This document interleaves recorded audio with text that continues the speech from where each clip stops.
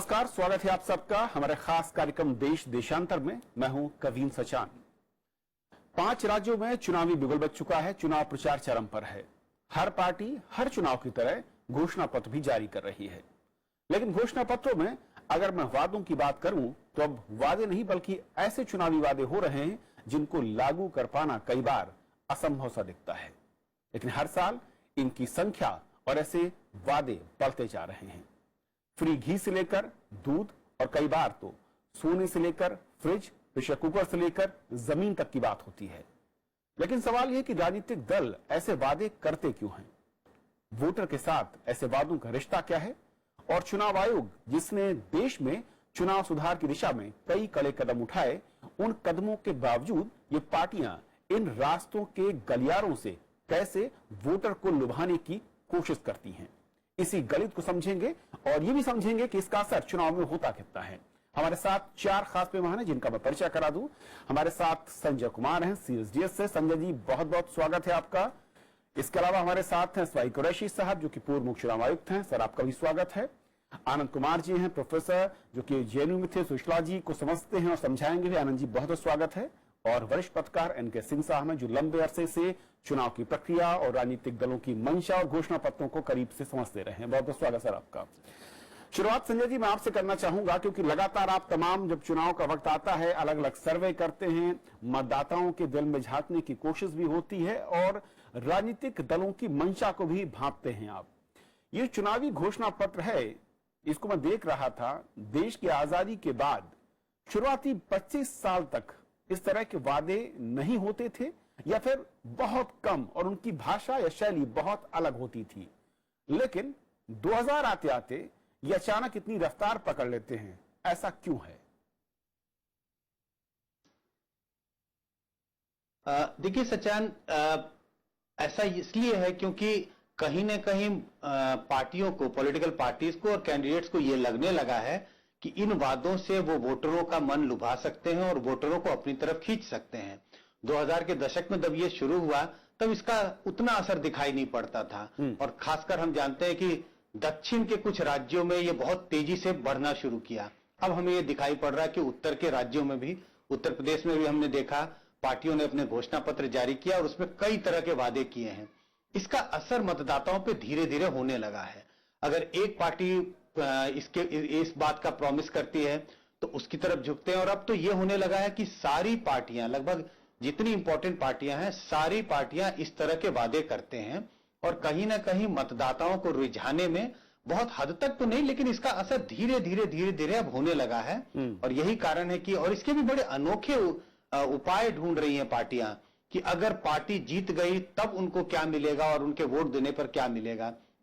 तो इसका असर कहीं ना कहीं वोटरों को लुभाने में होने लगा है और यही कारण है कि पार्टियां इस तरह के वादे बढ़ चढ़ के कर रही हैं। सारी पार्टियां बढ़ चढ़ करके इस वादे को कर रही हैं। बिल्कुल, और कोई भी चुनाव या कोई भी पार्टी से छूती नहीं है। एनके सिंह साहब, जो संजय कह रहे हैं बहुत अहम है। क्या भरोसा जो था दलों का अपने ऊपर और उन चेहरों का जिनके सहारे वो चुनावी रण में उतरती थी, वो खत्म हो चुका है और इसीलिए मैं कहूं कि फ्री का झुंझुना लेकर मतदाताओं को रिझाने की कवायद तेज हो गई है? अगर मान लीजिए कि हम आपके इस लॉजिक को लें तो इसका जो फर्स्ट प्रेमाइस है कि उन चेहरों की वजह से वोट मिलते थे, वो भी बहुत ही सही वो नहीं था कि एक व्यक्ति पूजा में आप विश्वास करके इरेशनल होके, और ये किसी भी डेमोक्रेसी का फ्लॉड डेमोक्रेसी मानी जाती है। आनंद जी बताएंगे, सेमी लिटरेट सोसाइटीज में या इलिटरेट सोसाइटीज में इमोशनल इश्यूज अचानक आते हैं जो एक्चुअल कॉन्स्टिट्यूशनल मैकेनिज्म को सबड्यू कर देते हैं, दबा देते हैं।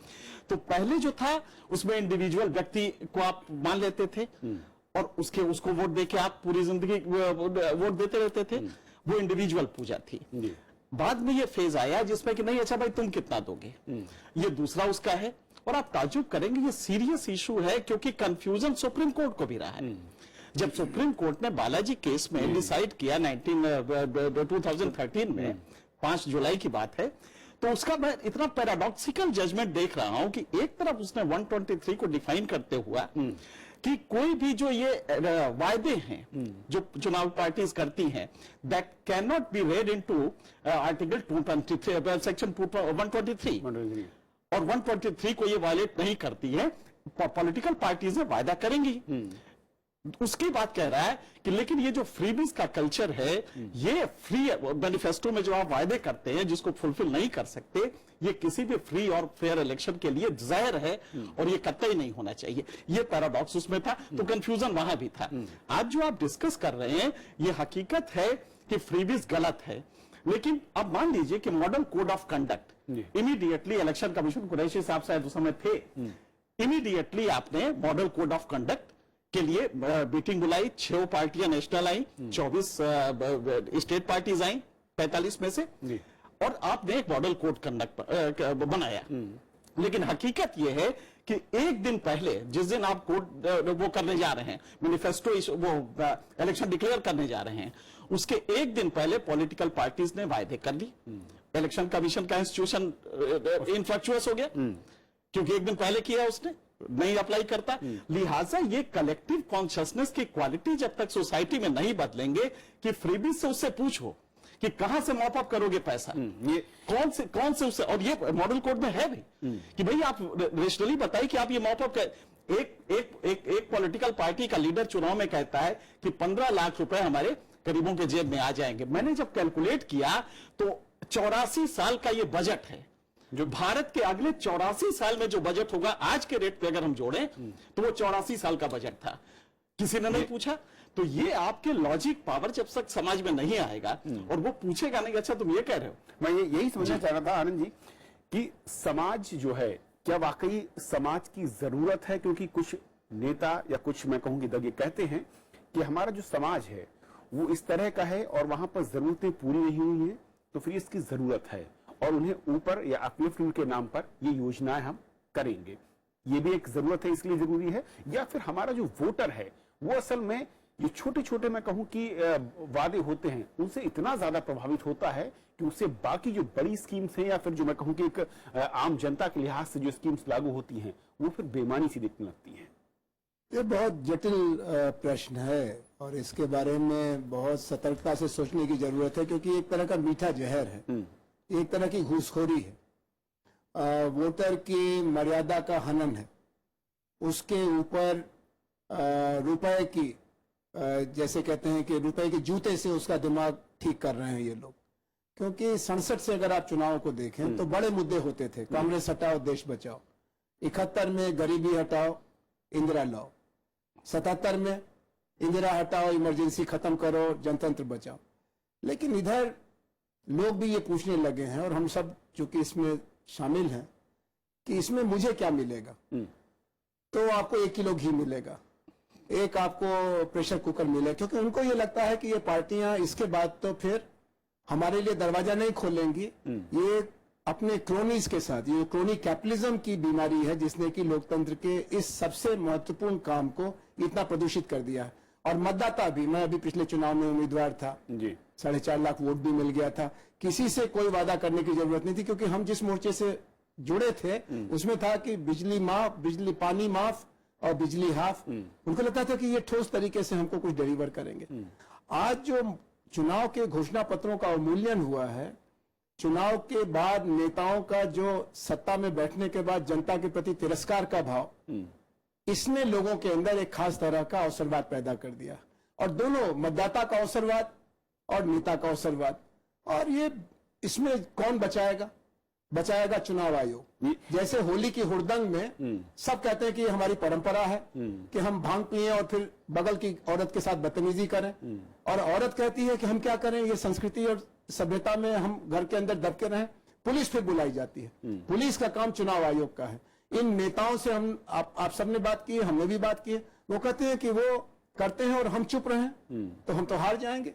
और जैसा अभी कहा संजय जी ने, दक्षिण भारत से ये प्रदूषण शुरू हुआ, टिकली से शुरू हुआ। इंदिरा जी के 71 में प्लास्टिक की टिकली थी, तो अगली बार हारने वालों ने सोने का मंगलसूत्र दे दिया।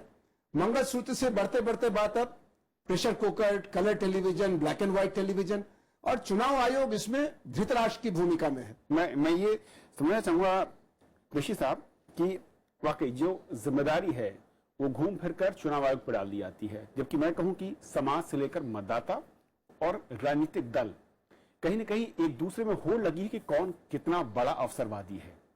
लेकिन चुनाव आयोग के जब रोल की बात आती है, कितने हाथ बंधे हुए दिखते हैं या फिर कितना सपोर्ट मैं कहूं, क्योंकि बिना सपोर्ट के चुनाव आयोग किस तरह के कदम उठा सकता है, बहुत जाहिर सी बात है। कहां पर दिक्कत आती है और ये जो रास्ते तलाश लेती हैं पार्टियां, ये कैसे होता है? देखिए, चुनाव आयोग को इसमें ब्लेम करना तो बिल्कुल गलत बात है। इलेक्शन में जो भी पार्टी जाती है वो अपने कुछ प्रॉमिसेस तो करेगी। हम स्कूल बनाएंगे, बिल्डिंगें बनाएंगे, सड़कें बनाएंगे, किसी को इतराज नहीं होता। जब वो कहता है हम 2 रुपए किलो चावल देंगे तो इतराज शुरू हुआ। फिर किसी ने कहा हम साइकिल देंगे, किसी का टीवी देंगे, तो इतराज तो वहां से शुरू हुआ। Now, इलेक्शन का manifesto is a valid legitimate legal document. उसको कौन क्वेश्चन कर सकता है?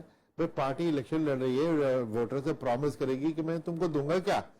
जब तक ठीक प्रॉमिस दिए, जब तक कोई प्रॉब्लम नहीं थी। जब जरा गैर जिम्मेदार किस्म के प्रॉमिस देने लगे, प्रॉब्लम वहां से हुई। अब मैं समझता हूं कि जैसे आपने कहा कि आहिस्ता आहिस्ता लोगों को लुभाने वाली चीजें हुई और कंपटीशन बढ़ता गया। मुझे तो इसी में लग रहा है कि और थोड़े दिन बाद होगा कि चूंकि सभी पार्टियां सभी वही चीजें प्रॉमिस कर रही हैं, तो वोटर भी कहेगा कि यार किसी को भी वोट दे दो, मुझे मिलना तो सब कुछ है, ये भी वही चीज देने वाला है, वो भी मुझे वही दे रहा है, तीसरी पार्टी भी दे रही है, तो उसका जो असर है वो आहिस्ता आहिस्ता जाहिल भी हो जाएगा। किसी ने आपने जिक्र किया कि ये सुप्रीम कोर्ट तक ये गया था। सुप्रीम कोर्ट इसको इलीगल कर सकती थी, सुप्रीम कोर्ट ने साफ कर दिया कि ये इलीगल नहीं है, करप्ट प्रैक्टिस नहीं है, क्योंकि उन्होंने इसको माना कि ये तो लीगल वैलिड डॉक्यूमेंट है। फिर भी उन्होंने, मुझे तो लगा ऑलमोस्ट खानापूरी कर दी कि इलेक्शन कमीशन से कहा कि आप पॉलिटिकल पार्टीज बुला के उनसे मीटिंग करके कुछ गाइडलाइंस बनाइए। आपके पार्लियामेंट भेज दी गई। अच्छा, पार्लियामेंट भेज दी गई। इलेक्शन कमीशन ने भी खानापूरी की कि उन्होंने पॉलिटिकल पार्टीज की मीटिंग बुलाई, और जैसा कि एक्सपेक्टेड था हर पॉलिटिकल पार्टी ने कहा कि साहब आप होते कौन है हमको रोकने वाले, हमने इलेक्शन में प्रॉमिस करना है नहीं करना, हमारे प्रॉमिस है। फिर इलेक्शन कमीशन का नहीं जी आप गैर जिम्मेदारी के प्रॉमिस करते हैं, आप इतने बड़े बड़े वो करते हैं, उसको आप पैसा कहां से निकालेंगे, आप उसका रैशनल दीजिए और पैसा कहां से आएगा वो एक्सप्लेनेशन दीजिए। फाइनली उस पर एक एग्रीमेंट हो गया और गाइडलाइंस इश्यू हो गई। इलेक्शन कमीशन ने एक समझदारी की, होशियारी की, उसको मॉडल कोड में 7 चैप्टर थे, उसको 8वां चैप्टर की तरह ऐड कर दिया, और उस पे के बाद 2 केसेस में कार्रवाई भी कर डाली, जो एक अच्छी बिगिनिंग है। 2014 में या 16 में था कि डीएमके और एडीएमके दोनों के खिलाफ शिकायत आई कि उन्होंने गैर जिम्मेदारी के वो किए हैं मैनिफेस्टो। एडीएम का ने से पूछा गया कि भाई बताइए आपने कोई जस्टिफिकेशन नहीं दी, कोई रैशनल दिया, तो उन्होंने नहीं दिया, तो उनको सेंश्योर किया गया कि आपने को करना चाहा था। Censure is the maximum punishment under the model code, क्योंकि कानून तो है नहीं।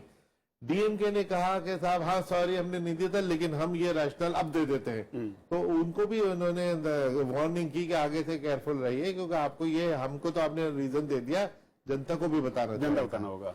लेकिन शायद कानूनी जो मैं कहूँ एक बड़े डंडे या फिर ताकतवर हथियार की आयोग की जरूरत है, वो उसकी कमी दिखती है। इस पर मैं आऊंगा, उससे पहले संजय जी, आप लगातार जब सर्वे करते हैं, मैं ये समझना चाहूंगा इस तरह के जो लुभावने वादे होते हैं, कई लोग तो अब ये भी कहते हैं कि अगले कुछ वर्षों के बाद शायद पार्टियां ये भी कहेंगी कि हम मंगल ग्रह पे आपको प्लॉट भी देंगे, अमेरिका में आपको एक घर भी देंगे। ये जो वादे हैं, ये सब में कितना मतदाता को प्रभावित करते हैं, उसकी राय को बदलने का कितना मादा इनमें दिखता है? देखिए, 2 चीजें हैं। मुझे लगता है कि अगर ऐसे वादे किए जाएं जो पब्लिक यूटिलिटी के हैं, कि सड़कों का बनाना, अस्पतालों का बनाना, पुल बनेंगे, मुझे लगता है इस तरह की चीजों में कोई दिक्कत नहीं है। लेकिन मुझे लगता है शुरुआत में तो पार्टियों ने इस तरह के वादे किए, लेकिन जब उन्हें लगा कि इन वादों से कोई ज्यादा फायदा नहीं हो रहा, तब उन्होंने इंडिविजुअल फायदे की बात शुरू की, जिसका जिक्र हम अभी कर रहे हैं, प्रेशर कुकर देंगे, 1 किलो घी देंगे। इस तरह के वादों से पार्टियों को फायदा होना शुरू हुआ है। लेकिन हम ये नहीं मानते, सर्वेक्षण से हमें ये पता चलता है कि अगर पार्टियों की हालत खस्ता है, पार्टियों ने 5 साल राज किया, लेकिन अगर पार्टी ने कोई काम नहीं किया, मुझे नहीं लगता इस तरह के वादों का कोई बहुत बड़ा असर होता है। ये एक तरह से लेयरिंग का काम करता है कि आपने कुछ काम किया है, जनता की बहुत नाराजगी नहीं है, जनता मोटी मोटी तरह से, मोटे तौर पे आपके कामकाज से खुश है। जब आपने इन वादों को किया तो आपको एक 2-3-4% की बढ़त मिलती है। तो वादों का जो इंडिविजुअल वादे हैं कि आपको टीवी देंगे, आपको फ्रिज मिलेगा, आपको तमाम तरह की चीजें मिलेंगी, आपको मतलब आपको या आपके परिवार को, अगर सरकार ने थोड़ा बहुत भी अच्छा काम किया है, इन वादों का असर पड़ता है। लेकिन अगर सरकार का कामकाज बहुत खराब है, आप कितने भी वादे कर लें, आप चुनाव नहीं जीत सकते। तो ये एक आपको बढ़त देती है, थोड़ी सी अगर आपने काम किया तो थोड़ा सा आपके पार्टी को फायदा पहुंचाता फायदा है। पहुंचता है। अगर फायदा नहीं पहुंचाता, अगर पार्टियों को इसका एहसास होता कि इसका कोई असर नहीं है, तो शायद- पार्टियां ये चीज करना बंद कर देती। करना बंद कर देती। कृषि साहब, मैं ये कहता था कि फायदा जरूर पहुंचता है, लेकिन ये भी नहीं है कि सारे जो वायदे हैं सब बेकार के हैं। इनमें से कुछ फायदे तो बड़े अच्छे हुए। अब 2 रुपए किलो राइस की वजह से स्टारवेशन डेथ देश में नहीं होती, वरना 20-20 रुपए किलो राइस मिला करता। बिहार में नीतीश कुमार जी ने साइकिल ऑफर की, उसके नतीजे से लड़कियों की इनरोलमेंट में इतनी इंप्रूवमेंट हुई, तो फायदे भी होते हैं। और तीसरी ये कि एकदम राजीव गांधी ने कहा था कि 1 रुपया आप दीजिए तो 15 पैसे लोगों तक पहुंचते हैं।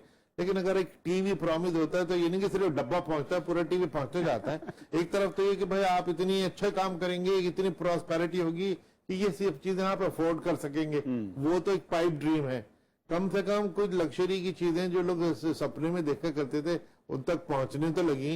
एक रीडिस्ट्रीब्यूटिव जस्टिस तो हो रहा है, इसलिए इसको बिल्कुल रिजेक्ट नहीं बिल्कुल नहीं। मैं इसमें इसी फायदा पहलू भी पे है। आना चाह रहा था कि असल में इसका दूसरा पहलू भी है कि कई, जैसे आपने स्कीम का जिक्र किया अलग अलग राज्यों, मैंने आज काफी जब इसके लेकर देखे तथ्य, असर हुआ। कई ऐसे वर्ग थे जो कि उन चीजों से वंचित थे, जिन्होंने कभी उसको देखा नहीं था, उन तक वो चीजें पहुंची हैं। लेकिन जब मतदाता की हम बात करते हैं और मतदाता की बात करते हैं कि निष्पक्ष तरीके से वोट देगा, तो क्या उसे इस तरह के लालच देकर उसकी निष्पक्षता को हम कहीं तराजू में पड़ रहा एक तरफ भारी कर रहे हैं, और ये गैर कानूनी नहीं है? ये गैर कानूनी है कि नहीं है, लेकिन अनैतिक है और ये पूरे स्वराज की मर्यादा के खिलाफ है। ऐसा ही हुआ करता था अंग्रेजी राज में, जो वोट पड़ते थे उस समय लिमिटेड फ्रेंचाइज थी और तरह तरह की हरकतें करके इन्होंने हिंदुस्तान का बंटवारा तक करा दिया। कहा कि आप हमको वोट दीजिए, हम ऐसा करेंगे, हम वैसा करेंगे। आज भी वही हो रहा है। ये शैतान की आंत है जो बढ़ती चली जा रही है, और इसमें चुनाव आयोग अगर नहीं कर सकता है तो मुल्क में इसके कुछ और तरीके खोजने पड़ेंगे, लेकिन कहीं तो रोकना पड़ेगा। आपने ये चुनाव का अधिकार कैसे जीता था, इसको याद रखिए। ये वोट का अधिकार है क्या? ये नेशन बिल्डिंग का काम है और डोमेस्टिक मैनेजमेंट का काम नहीं है। और जो करना है सबको मिलकर करना चाहिए। अगर 1 किलो घी मुल्क को चाहिए, माल न्यूट्रिशन है, अगर कहीं पर पानी चाहिए, साइकिल चाहिए, बेटी को चाहिए, तो सबको मिलकर करना पड़ेगा। और नेशनल ट्रेजरी से जाता है। जो उड़ीसा में 1 किलो रुपए चावल मिल रहा है, या अम्मा कैंटीन तमिलनाडु में चल रही है, या दिल्ली में खुलने वाली है, ये किसी के घर से नहीं जा रहा है। और अब तो आपको 1 एकड़ जमीन मिलेगी कनाडा में और अमेरिका में।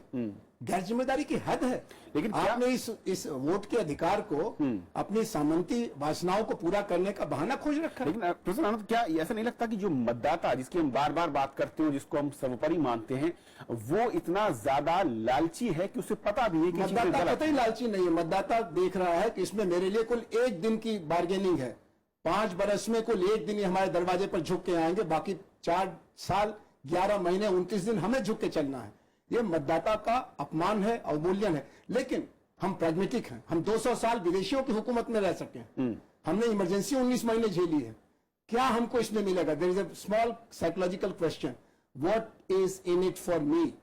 जो है ले लो, बाकी बड़ी बातें फिर देखते रहेंगे। वो गांधी जी के जिम्मे छोड़ दो, समाज सुधारकों के जिम्मे छोड़ सिंह दो। वाकई यही है कि 1 दिन के लिए मतदाता अभी भी सोचता है कि सिर्फ 1 दिन हमारी पूछ हो रही है, और मेरे ख्याल यही से सबसे बड़ी कमजोर कड़ी है। मेरे ख्याल से दोनों में एक फ्लॉ है, लॉजिकल फ्लॉ है। जो कुरैशी साहब कह रहे हैं उसमें आप गौर कीजिए। हालांकि उन्होंने लाइटर वेन में ही कहा होगा कि चलिए कम से कम इगैलिटेरियन सोसाइटी तो बन रही है, डिस्ट्रीब्यूटिव जस्टिस तो हो रहा है। उन्होंने लाइटर वेन में कहा है, क्योंकि अगर फ्रीबीज आएगा तो आप याद करिए आर्टिकल 324 का, जिसमें इलेक्शन कमीशन की जिम्मेदारी है फ्री एंड फेयर इलेक्शन कराना।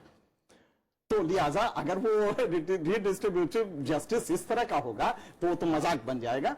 इसलिए मुझे लगता है कि वो शायद इलेक्शन कमीशन की सीमाएं हैं, और ये पब्लिक कॉन्शियसनेस से जुड़ी हुई चीज है। ये जो आनंद साहब कह रहे हैं, मेरे ख्याल से प्रोफेसर साहब एक चीज नहीं देख रहे हैं कि एक बार उसको मौका मिलता है, और डेमोक्रेसी की यही तासीर है कि मौका एक ही बार मिलेगा, लेकिन 5 साल का वसूल कर लेंगे आप। लिहाजा आपको संयत होके, रेशनल होके सोचना पड़ेगा कि एक आदमी सड़क बनवा रहा है, स्कूल बनवा रहा है, एक पॉलिटिकल पार्टी ये है, एक है जो आपको शराब का बोतल दे रहा है, ये आपको इंडिविजुअल कोई फायदा पहुंचा रहा है। वही मतलब कि उस तरह का वो कर रहा है। एक टीवी आपने ले लिया कि बच्चा आपका बिना पढ़े हुए रह गया पूरी जिंदगी। अब आपको ये देखना है कि कौन सी पॉलिटिकल पार्टी है जिसमें हमें ये भरोसा है। हम ये और उसके वो सलाहियत है कि वो कैरी आउट कर सकता है एक जनरल वेलफेयर को। वेलफेयर कंसेप्ट है, डायरेक्टिव प्रिंसिपल में है, लिहाजा हर पॉलिटिकल पार्टी को ये करना है। लेकिन जब आप ये कहते हैं कि जैसे मान लीजिए कि आज के दौर में डायरेक्ट बेनिफिट का जो कंसेप्ट है, ये इकोनॉमिक्स की थ्योरी है कि अगर आपका जीडीपी वॉल्यूम बढ़ रहा है तो आप, और करप्ट सिस्टम है तो आप डायरेक्ट डिलीवरी में जाइए, ये एक अच्छी चीज है। आज गवर्नमेंट ये करने जा रही है कि हर गरीब आदमी को 1000 हम देंगे, ये शायद उनके दिमाग में है। ब्राजील में किया उन्होंने, ब्राजील का मॉडल है और ये बोल्सा फैमिलियाज उसका एक उदाहरण है। ब्राजीलियन मॉडल अगर आप लाते हैं इसमें कोई बुराई नहीं है, लेकिन ये पॉलिसी के लेवल पे होता है। आप चुनाव जीतने के लिए जब करते हैं तो दोनों का दोष है, एक तरफ इलेक्शन कमीशन का भी दोष है, लेकिन प्रोफेसर साहब जो कह रहे हैं उसमें भी है कि नहीं, आपका लॉजिक पावर 70 साल से कहां पहुंचा है। ठीक है, मेरा सवाल ये, जब इलेक्शन कमीशन पर बार बार सुई घूम के आती है कुरैशी साहब, क्योंकि मैं तमाम अधिकारों की बात देख रहा था, इलेक्शन कमीशन की पावर्स तो देख रहा था, इलेक्शन कमीशन के पास बहुत लिमिटेड पावर है और मुझे नहीं लगता कि देश की कोई भी चुनी हुई केंद्र की सरकार इलेक्शन कमीशन को वो पावर देना चाहती है जो वाकई चुनाव की दिशा और दशा दोनों को बदल दे। क्या वाकई हकीकत नहीं, ये कुछ हद तक ठीक है, कुछ हद तक नहीं है। हिंदुस्तान की इलेक्शन कमीशन शायद दुनिया की सबसे पावरफुल कमीशन है, लेकिन जिस किस्म की पावर की आप बात करते हैं कि वेदर ये जो मैनिफेस्टो था फिजिबल नहीं था, क्या इन्होंने मैनिफेस्टो पे पिछले 5 साल में काम किया नहीं किया, इलेक्शन कमीशन फैसला करे। ये बजाय वोटर के फैसला करने के इलेक्शन कमीशन करेगी, ये बड़ी गलत बात है। हर चीज रेगुलेशन से डंडे से नहीं होती। आफ्टर ऑल वोटर भी याद रखता है, वोटर समझदार है। अगर आपने झूठे सच्चे प्रॉमिस किए और नहीं फुलफिल किए, निकाल के फेंक देता है, और जो अच्छी सरकार है उसको दूसरी बार और तीसरी बार भी ले आता है। तो पनिशमेंट एंड रिवॉर्ड वोटर साथ साथ कर रहा है, लेकिन इसमें अपोजिशन पार्टी का सबसे बड़ा रोल है कि भाई इन्होंने झूठे प्रॉमिस किए थे जो फिजिबल नहीं थे, याद रखो, अब वोट न देना। तो वो तो उससे बड़े मीडिया, promise ये कर देते मीडिया का काम है कि ये मीडिया याद दिलाए। कुछ वोटर भी याद रखते हैं कि हर शख्स ये कह देता है इलेक्शन कमीशन कर दे, कि भाई आपने नहीं किया। इलेक्शन कमीशन कहाँ से? ऐसा इलेक्शन कमीशन तो फिर अपने आप बैठ के रिजल्ट भी अनाउंस कर दे कि हमको ये पार्टी अच्छी लगी है, इसको डिक्लेयर कर दिया। जनता के लिए भी तो कुछ छोड़े। बिल्कुल। एक आखिरी सवाल संजय जी, चुनाव साल दर साल आपके जब सर्वे होते हैं, मैं चलते चलते ये समझना चाहूंगा कि मानसिकता जो है वोटर की, जिसकी बार बार बात होती है कि वो ये जानता है या फिर महसूस करता है कि लोकतंत्र में जिस दिन वोटिंग होती है उसी एक दिन उसकी तवज्जो उसे मिलती है, इसी के चलते ये सब कुछ पार्टियों में बढ़ रहा है, या फिर पार्टियों को लगता है कि पब्लिक और वोटर की मानसिकता इस तरह की हो गई है कि उसे फ्री की चाहत जो है वो सबसे ऊपर होती है, बनस्पति अगर मैं कहूं एक समाज, एक समूह, उसके लिए काम करने की बजाय। नहीं, मैं ये मानता नहीं हूं कि वोटर की मानसिकता ऐसी हो गई है। सर्वे में, जिस सर्वे का आप जिक्र कर रहे हैं, सर्वे हमारी संस्था कई सालों से सर्वे कर रही है और हमने ये सवाल बार बार पूछा है, कई पिछले 40 साल से सवाल पूछते आ रहे हैं कि क्या आपको लगता है कि आपके वोट में कोई दम है, आपको लगता है कि आपके वोट में पावर है। ये उन दिनों की भी बात है जबकि कोई फ्रीबीज नहीं थी, जब कोई पार्टियां इस तरह की प्रॉमिस नहीं करती थी, और बड़ी संख्या में हिंदुस्तान के मतदाताओं को ये बात का एहसास है और इस बात का गर्व है कि उनके वोट में ताकत है सरकार बदलने की। और ये तब भी, और ये मैं अगर इसको आंकड़ों के रूप में प्रस्तुत करूं तो लगभग 70-75% मतदाता जो है देश में, जो 60s में भी, 70s में भी और आज भी इतनी ही संख्या में, ये मानते हैं कि उनके पास वोट से सरकार बदलने की ताकत है। पहले फ्रीबीज नहीं थी, आज फ्रीबीज है, लेकिन उनके इस विचार में कोई परिवर्तन नहीं आया। तो मैं ये नहीं मानता कि वोटर जो है वो लालची हो गए और इसी के लिए पॉलिटिकल पार्टियां मजबूर हैं इस तरह की चीजों ऑफर करने के लिए। वोटर लालची नहीं है, उन तक जबरदस्ती में एक तरह से परोसा जा रहा है। चलिए, वक्त की कमी, लेकिन बहुत बहुत शुक्रिया आप चारों मेहमानों का हमारे साथ इस अहम मसले पर जुड़ने के लिए। और कुरैशी साहब, बहुत संक्षेप सर। बस एक शब्द से कि एक तो वोटर के लिए वो सोचता है कि भागते चोरों की लंगोटी कुछ भी मिल जाए, और दूसरे किसी ने बड़ी अच्छा, एक बच्ची ने रिसेंटली सुनाया कि जब जब चुनाव आता है गरीब के पेट में फुलाव आता है। तो गरीब को तो बार बार चुनाव बड़ा अच्छा लगता है। चलिए, लेकिन उम्मीद करते हैं कि चुनाव के दरमियान वोटर यानी हम और आप पूछेंगे, जवाबदेही तय करेंगे दलों की और नेताओं की, जो आप वादे कर रहे हैं वो आखिर पूरे कैसे होंगे। अगर पूरे नहीं होते हैं तो फिर आप उनको उसकी सजा भी देंगे। बहुत बहुत शुक्रिया आप सभी का हमारे साथ जुड़ने के लिए।